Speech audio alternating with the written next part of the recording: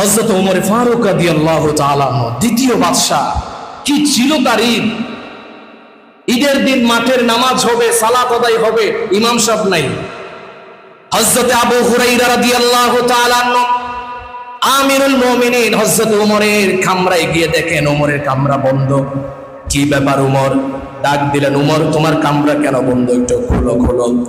হযরত ওমর ফারুক রাদিয়াল্লাহু তাআলা বললেন, ও আবু হুরায়রা, কেন তুমি এসেছো?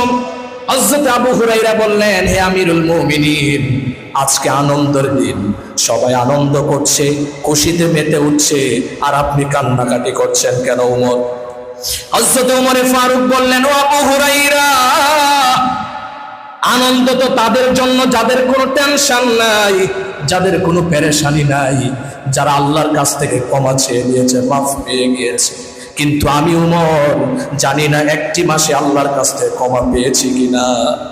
এই জন্য আমি আল্লাহর কাছে কেঁদে কেঁদে বলছি, আল্লাহ আজকের এই দিনে হলো আমাকে মাফ করে দাও। হযরত আবু হুরায়রা রাদিয়াল্লাহু তাআলা বললেন, ওমর, বিশ্ব নবী সাল্লাল্লাহু আলাইহি সাল্লাম আপনাকে দ্বিতীয় নম্বরের জান্নাতের ঘোষণা দিয়েছে। আপনি তো জান্নাতি মানুষ, আল্লাহর হাবিব বলেছে, এরপরে আপনি কেন কান্নাকাটি করছেন? আমিরুল মুমিনিন হযরত ওমর বললেন, আবু হুরায়রা রে, যে আমার আল্লাহ রব্বুল আলামিন আমাকে জান্নাতের সার্টিফিকেট দিয়েছে, আমার কোনো ভুলের কারণে যদি আল্লাহ তাআলা সেই সার্টিফিকেটটা কেটে দেওয়ার ক্ষমতা আমার আল্লাহ রাখে। সুবহানাল্লাহ।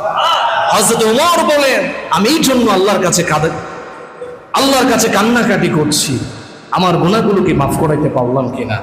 আর আমাদের হতভাগা দুর্ভাগা, আমরা এমন নালায়েক হয়েছি, আমরা ফজরের নামাজে আসতে পারি না।